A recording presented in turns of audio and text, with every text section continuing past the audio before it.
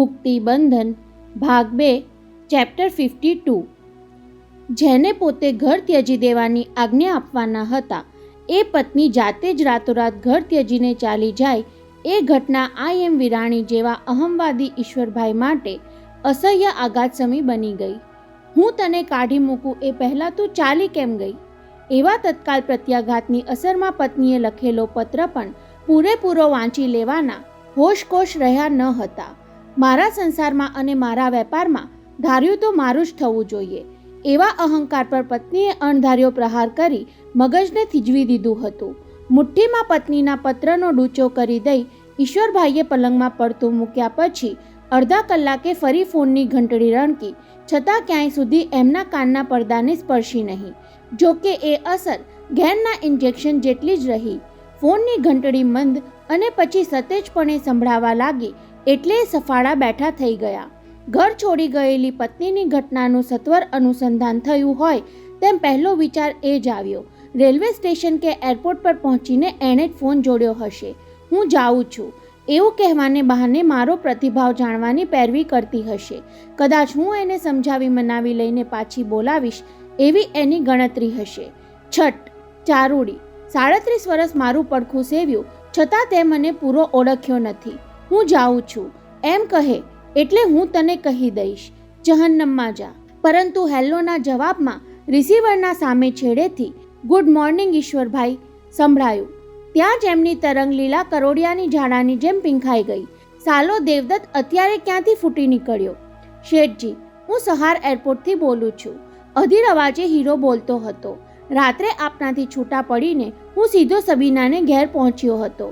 ત્યારે ઈશ્વરભાઈના બહેર મારી ગયેલા મગજમાં થોડો સળવળાટ થયો। પ્રેગ્નન્ટ સબીનાનું બાળક તેનું જ છે એવું હીરોના મનમાં ઠસાવી દેવા માટે બાંદ્રાથી નરીમાન પોઈન્ટ સુધી તેની સાથે રોલ્સ રોયમાં કરેલા સંગાથનો તાળો મેળવી લીધો।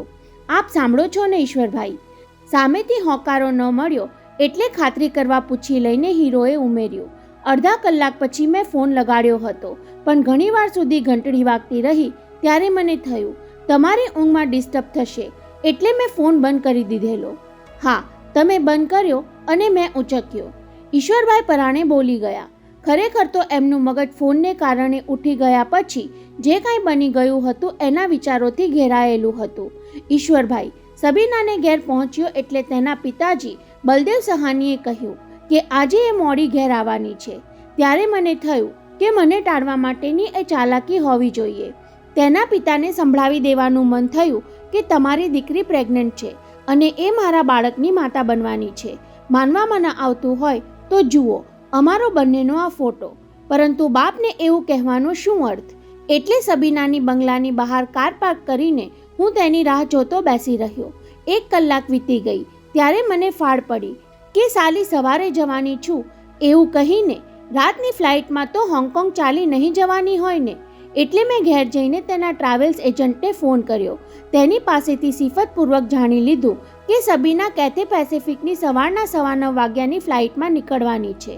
ટ્રાવેલ એજન્ટ ખોટું બોલીને મારા જેવા ગ્રાહક ગુમાવવાનું સાહસ ન કરે એટલે હું સવારે 5:30 વાગ્યે સીધો સહાર પહોંચી ગયો।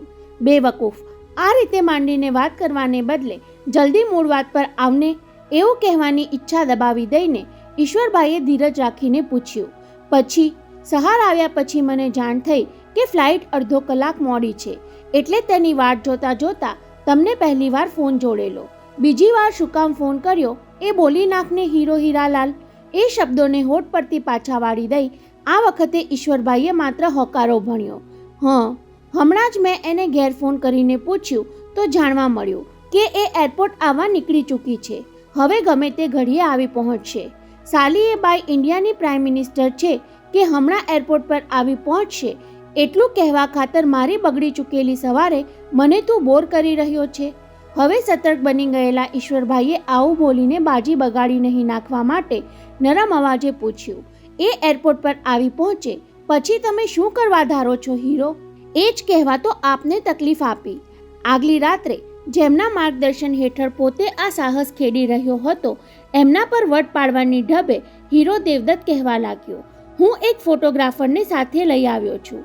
જેવી સબીના કારમાંથી ઉતરે એટલે તેને એક બાજુ લઈને સીધું જ પૂછી લઈશ મારા બાળકની માં બનવાની છે અને મને જ અજાણ રાખ્યો. સાંભળીને હેપતાઈ જવાની. આજુબાજુ ઘણા બધા પેસેન્જર્સ હશે એટલે સમસમીને મારી સામે જોતી રહેશે. પછી હું તેને પેલો ફોટો દેખાડીશ અને એ ફોટો જોવા લાગશે એટલે મારો ફોટોગ્રાફર કેમેરો ક્લિક કરીને એ દ્રશ્ય ઝડપી લેશે. ત્યારે સબીના બેબાકડી થઈ જશે. હું એને કહીશ, સાંભળી લે ડાર્લિંગ, મારા બાળકના બાપ તરીકે બીજાનું નામ આપવાની મૂર્ખાઈ નહીં કરતી. આપણા સંબંધનો પુરાવો આ ફોટામાં છે અને તું એ ફોટો જોઈ રહી છે. એનો પુરાવો હમણાં જ પેલા ફોટોગ્રાફરે તેના કેમેરામાં કેદ કરી લીધો છે. બસ ઈશ્વરભાઈ, આથી વધારે મારે કાંઈ જ કહેવાની જરૂર નહીં પડે. કઈ હીરો ફોન પર શ્વાસ ખાવા રોકાયો એટલી વારમાં ઈશ્વરભાઈ હોઠ ભીસીને મનોમન બોલી ગયા, અરે મૂરખ, તું એને ફોટો દેખાડીશ એટલે એ બાઈ તને બધાની વચ્ચે એક તમાચો ઝીકી દેશે અને એ પણ તારા પેલા ફોટોગ્રાફરના કેમેરામાં ઝડપાઈ જશે. એનો તે વિચાર કર્યો ખરો? ઈશ્વરભાઈ, સામે છેડેથી પેલાનો અવાજ ફંગોળાયો. હું ફોન રાખી દઉં છું, એની કાર આવી રહી છે. બસ હવે 5-7 મિનિટમાં ખેલ પૂરો, કહી પેલાએ ઉતાવળમાં ઉમેર્યું. મને બેસ્ટ ઓફ લક વિશ નહીં કરો શેઠજી? હે? હં, એમ વિચારતા ઈશ્વરભાઈની જીભે શબ્દો આવતા રહી ગયા. સાલા બાયલા, પારકાના બાળકનો બાપ પુરવાર થવા માટે બેસ્ટ ઓફ લક માંગે છે. પરંતુ તેમને કાંઈ કહેવાની જરૂર ન પડી.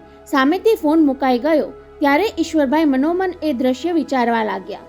ફોન મૂકીને એ પેલીની પાસે દોડ્યો હશે. પછી શું? એમને જાણવાની ઉત્કંઠા જાગી. પણ ઘેર બેઠા એ જોઈ શકાય તેમ ન હતું એટલે રિસીવર મૂકી દીધું અને ત્યાં ડાબા હાથની મુઠ્ઠીમાં દબાયેલા પત્નીના અધૂરા વંચાયેલા પત્ર તરફ તેમનું ધ્યાન ખેંચાયું.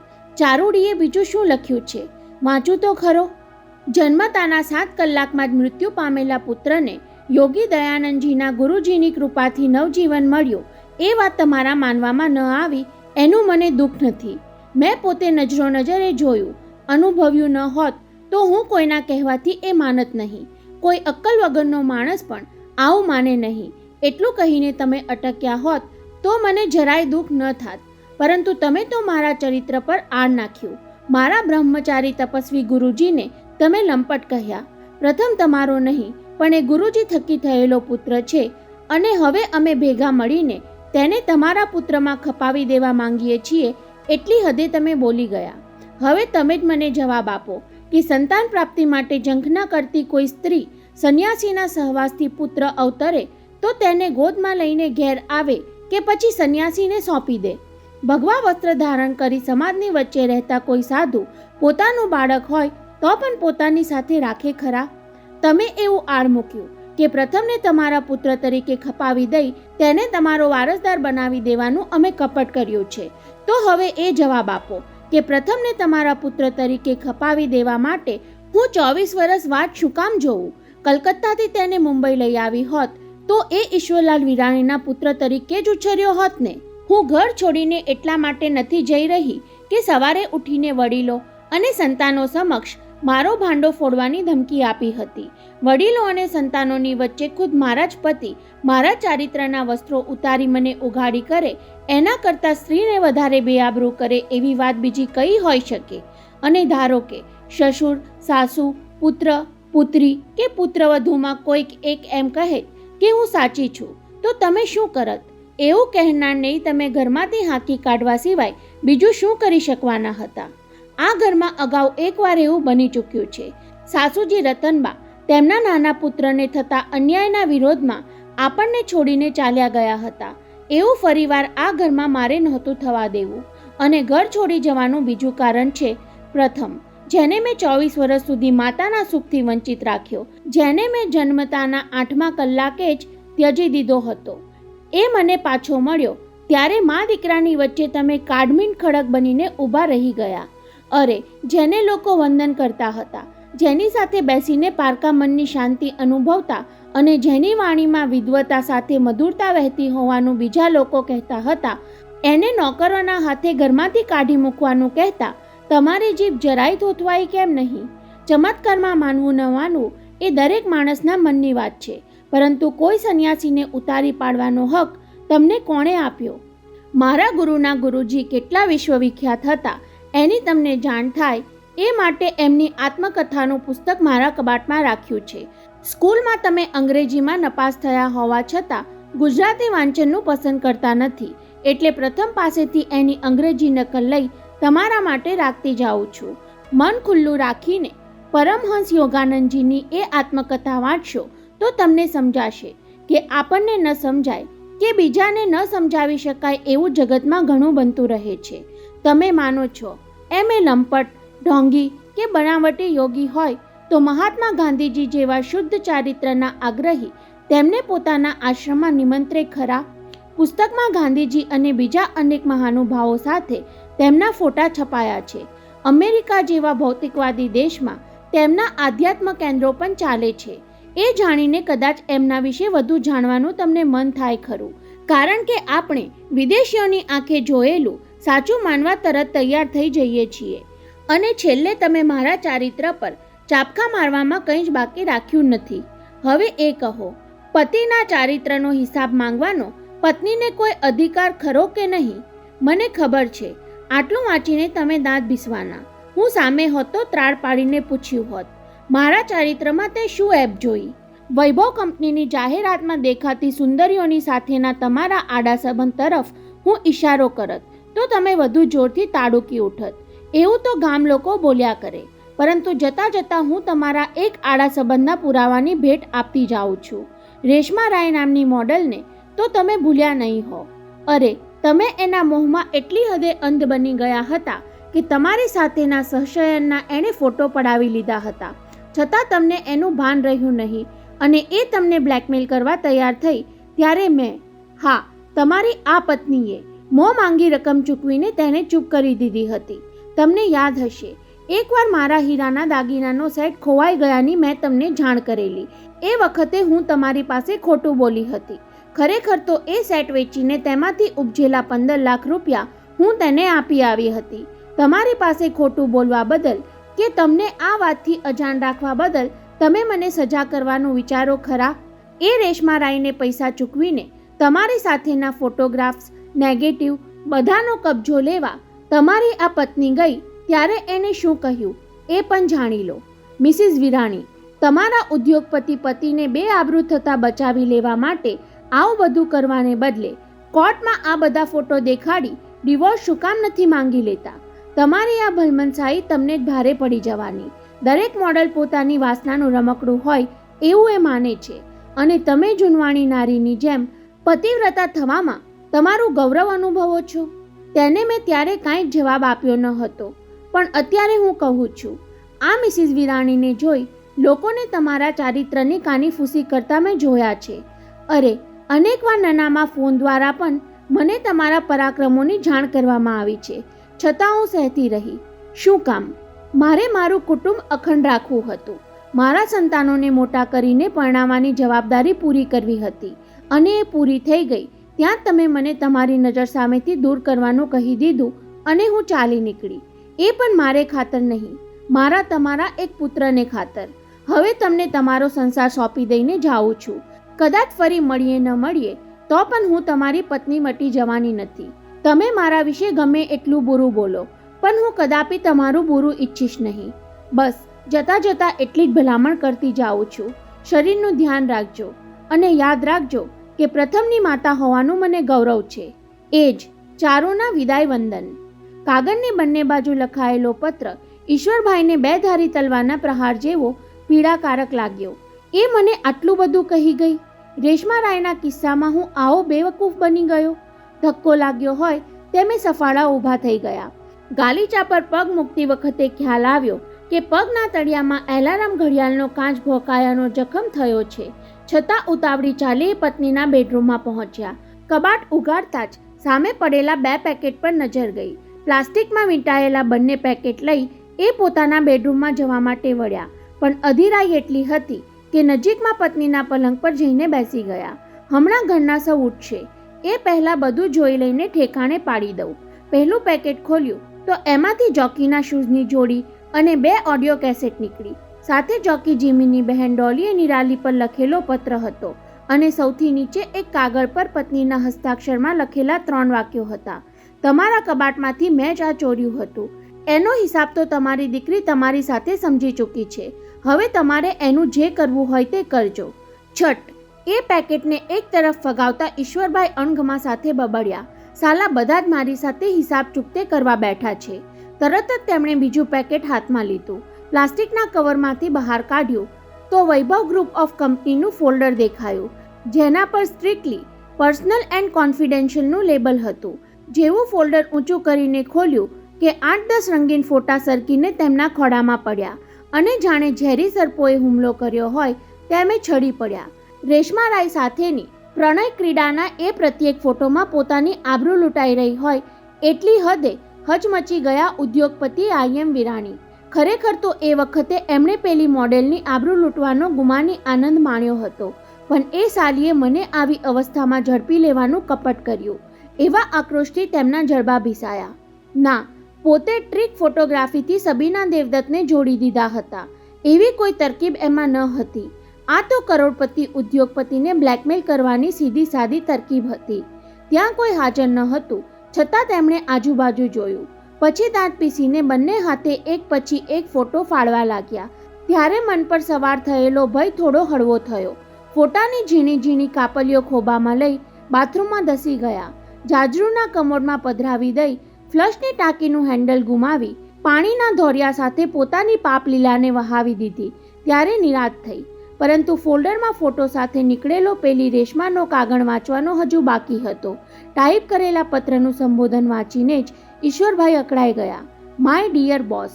સાલી 2% મોડેલ ડિયર બોસ સંબોધન કરીને બ્લેકમેલિંગનો પત્ર લખે છે. બબડતા તેમણે પત્ર વાંચવા માંડ્યો. આ મારો પહેલો અને છેલ્લો પ્રેમ પત્ર છે. તમારી કંપની માટે મોડેલિંગ કરવાનું એસાઇનમેન્ટ મળ્યું ત્યારે જ મારા કાનમાં કોઈએ ફૂંક મારી દીધેલી કે તમે સ્ત્રીઓનો શિકાર કરવાનો શોખ ધરાવો છો. તમારી પોતાની આબરૂ સાચવીને મોડેલ ગર્લની આબરૂ લૂંટવાની કુનેહ પણ તમે ધરાવો છો. ત્યારથી જ મેં તમને ફસાવાનું મનોમન નક્કી કરી લીધું હતું. હું કાંઈ સતી સાવિત્રી તો નથી જ, પરંતુ તમારી કંપનીની મોડેલ બનવું એટલે તમારા હવસને પણ સંતોષવો એ કોણે કહ્યું? અગાઉ તમારી ઈચ્છાને તાબે નહીં થનાર 2 છોકરીઓને અપમાનજનક વર્તાવ કરીને તમે કાઢી મૂકી હતી. તેમાંથી એક બિચારી તો તમારા સુપુત્ર વૈભવ માટે સોફ્ટ કોર્નર ધરાવતી હતી, એટલે તમને વશ થઈ ન હતી.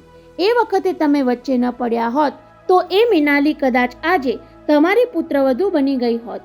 પણ જવા દો એ વાત. એટલે સુધી વાંચ્યું ત્યાં અણગમા સાથે ઈશ્વરભાઈનો નીચલો હોઠ 2 દાંત વચ્ચે દબાઈ ગયો અને તેમાંથી લોહીનો ટશિયો પણ ફૂટી આવ્યો. પોતાનું જ લોહી થૂકી નાખીને તેમણે આગળ વાંચવા માંડ્યું. પહેલીવાર તમે મને કેબિનમાં મળવા બોલાવી ત્યારે હું પુરુષોના અપલક્ષણથી અજાણ હોઉં તેમ સીધી છોકરીઓની જેમ વર્તી હતી.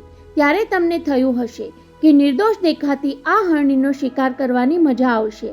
બીજી વાર હોટેલના સ્વીટમાં બોલાવી ત્યારે થોડી આનાકાની સાથે હું આવી. તમે મોતીની એક માળા પ્રેઝન્ટ આપીને સાથે ડ્રિંક્સ લેવાની ઓફર કરી. મને ડ્રિંક્સ ફાવતું નથી એમ કહીને તમારા પર સારી છાપ પાડવાના પ્રયત્નમાં હું ફાવી. છતાં તમારા આગ્રહને વશ થઈ 1-2 પેગ લીધા અને તેની અસર થઈ હોય તેમ હું તમારી ઈચ્છાને વશ થઈ ગઈ. તમને કદાચ ખબર નહીં હોય, પણ ફિલ્મ લાઇનમાં ફાવી નહીં એટલે હું મોડેલિંગમાં આવી હતી. ત્યાં મને કહેવામાં આવેલું કે મને એક્ટિંગ આવડતી નથી, પણ તમારી પાસે મારી એક્ટિંગ ચાલી ગઈ અને આપણી ત્રીજી મુલાકાતમાં મેં મારો પ્લાન અમલમાં મૂક્યો.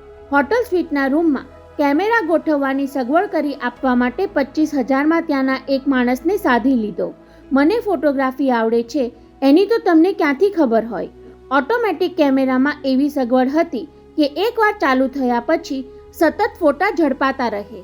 બસ મારું કામ થઈ ગયું. મેં જાતે જ રોલ ડેવલપ કરી તેની પ્રિન્ટ કાઢીને તમને નજરાણા તરીકે આ સાથે મોકલી છે. બોલો બોસ, હવે શું કરવું છે?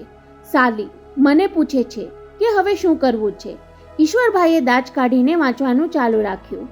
આ પત્ર મળ્યા પછી હોટેલ સી પોઈન્ટ પર ફોન જોડીને મિસ માયા મેકરના રૂમમાં ફોન આપવા કહેશો. હું એ નામે ત્યાં રહું છું.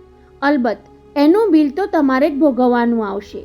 આમ તો તમે રહ્યા કરોડપતિ અને તમારી આબરૂ અંકાય અબજો રૂપિયામાં, પરંતુ હું એટલી બધી લાલચુ નથી.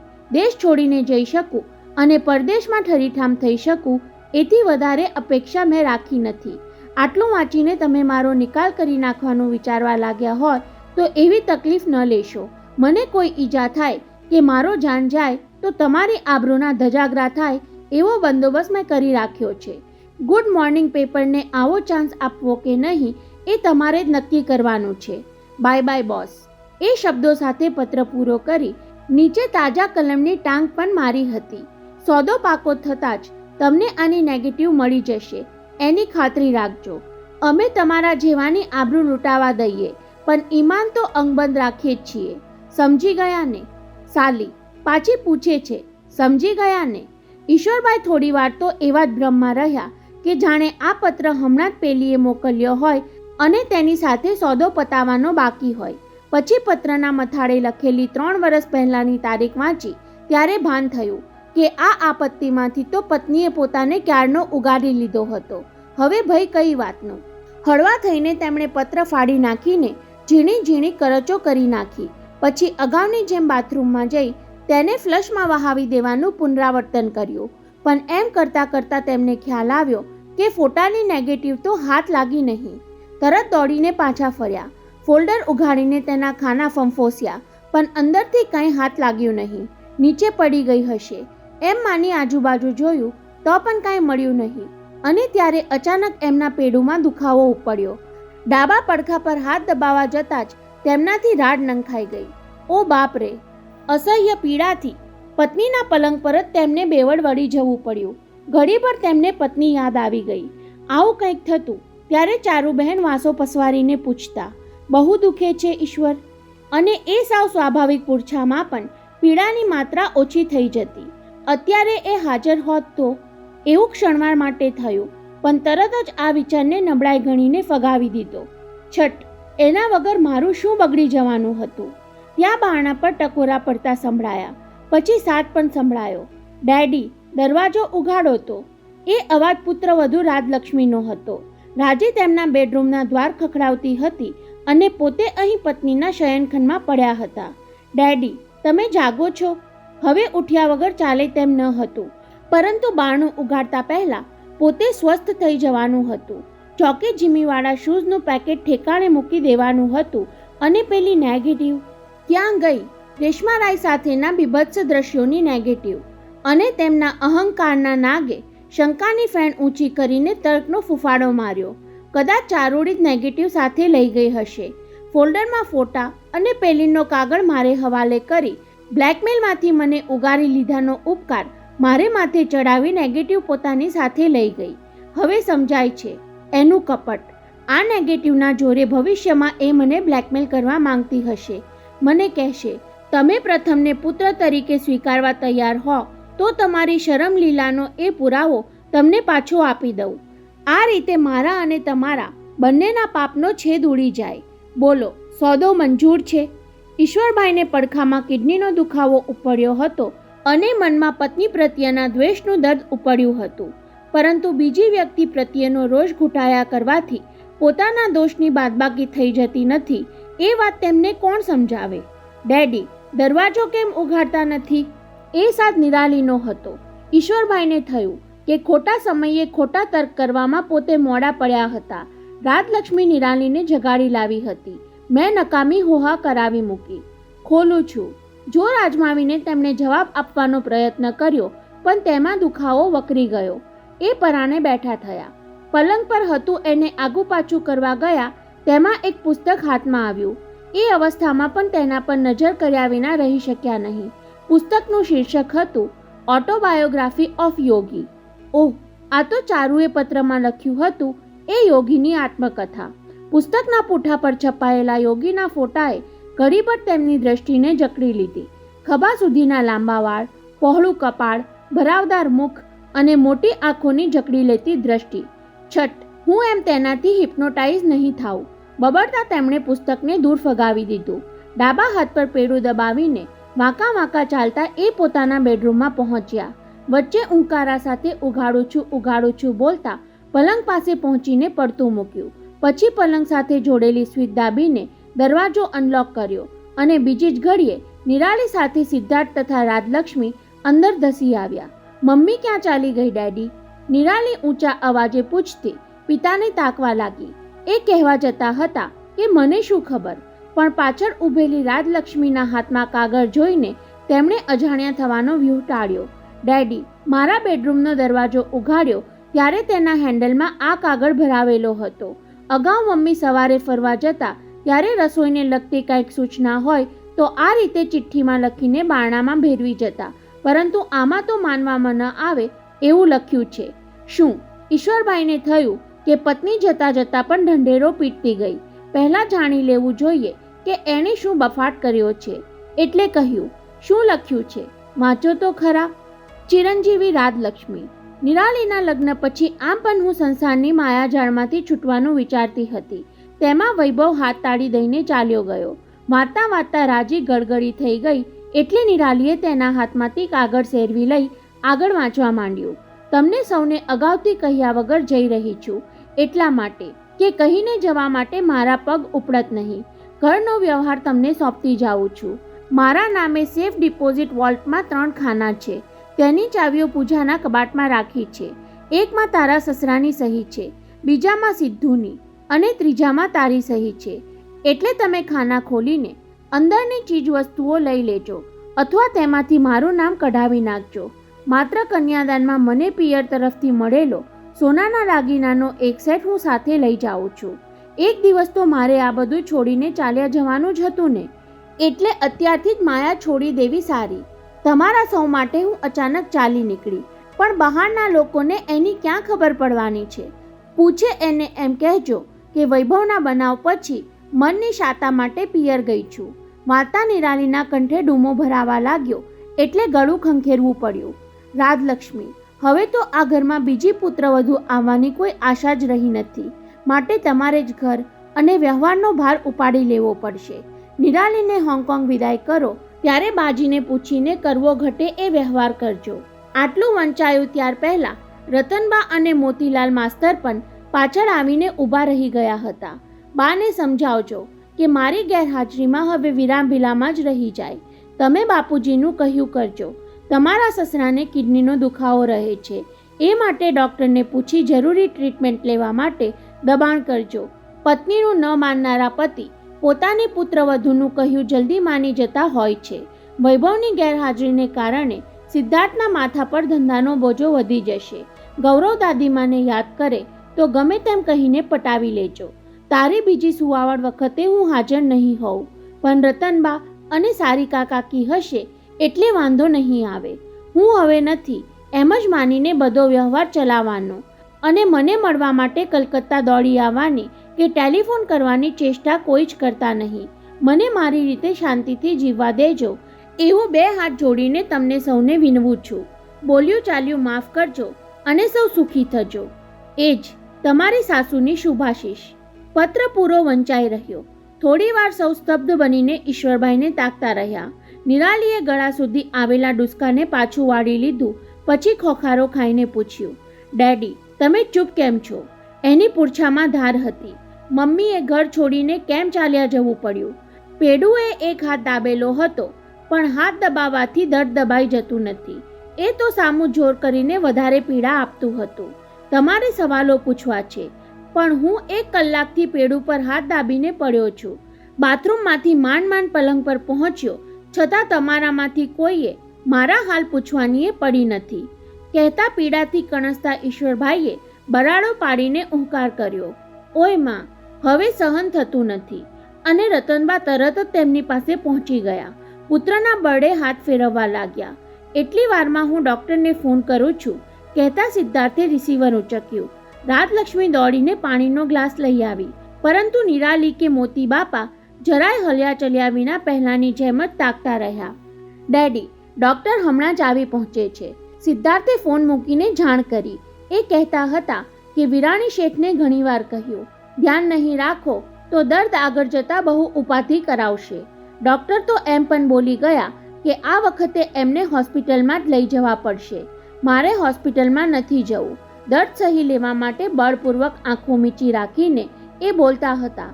જેને જ્યાં જવું હોય ત્યાં જાય. નિરાલીને એ બહુ વસમું લાગ્યું. દાંત વચ્ચે હોઠ દબાવી કતરાતી આંખે તેણે પિતા સામે જોયું, પરંતુ એ તો આંખો મીચીને પડ્યા હતા. ઠીક છે ડેડી, મારે તો એમે 2 દિવસ પછી હોંગકોંગ જવાનું જ છે. હું જાઉં છું. એટલું સાંભળતા જ ઈશ્વરભાઈની આંખો આંચકા સાથે ઉઘડી ગઈ. બાપને આવી હાલતમાં મૂકીને જાય છે તું? જે ઘરમાં મારી માનું સ્થાન ન હોય ત્યાં રહીને શું કરવું? એ તું શું બોલી નિરાલી? ઓછા બોલો, સિદ્ધાર્થ ઠપકાના ભાવથી બોલી ઉઠ્યો. તારે અત્યારે જ એ બધી ચર્ચા કરી લેવી છે? ડૉક્ટર આવી જાય ત્યાં સુધી પણ ધીરજ નથી રાખી શકતી? સિદ્ધુભાઈ, તમે કાંઈ જાણતા નથી એટલે ધીરજ રાખવાનો ઉપદેશ આપો છો. બોલતા બોલતા નિરાલીની આંખો ઉભરાવા લાગી. તેણે સૌની સામે જોઈ લેતા કહ્યું, મમ્મીના ચાલ્યા જવાનું કારણ હું જાણું છું. કાલે રાત્રે ડેડીએ બહારથી ફોન કરીને મમ્મીને આપવા કહ્યું ત્યારે મમ્મીએ અંદર જઈને ફોન લીધો હતો. એ વખતે જ મને શંકા થઈ હતી. એમની થોડી વાતચીત મેં ફોન પર સાંભળી લીધી હતી. શું સાંભળ્યું તે? ઈશ્વરભાઈ ઊંચા સ્વરે બોલવા લાગ્યા, પણ દર્દને કારણે અવાજ તરડાઈ ગયો. નિરાલી બોલતી કેમ નથી? એ જ સાંભળ્યું કે તમે પ્રથમ ભાઈને આ ઘરમાંથી હાંકી કાઢવા માંગતા હતા અને મમ્મી તૈયાર ન હતા. સૌ સાંભળીને ચોંકી ગયા. ડેડી, જે ઘરમાં એક જ વ્યક્તિનું ધાર્યું થતું હોય ત્યાં ઘણું બધું અણગમતું અને અણધાર્યું થવા લાગે છે, કહીને નિરાલીએ પીઠ ફેરવી લીધી. હું જાઉં છું મારા સાસરે. અને કોઈ તેને રોકે એ પહેલાં સડસડાટ ચાલી નીકળી. ડૉક્ટર વિરામવિલા આવી પહોંચ્યા ત્યારે નિરાલી ઘરમાં હાજર ન હતી અને મોતીલાલ માસ્તર તેમના રૂમમાં જઈ સામાન પેક કરવા લાગ્યા હતા.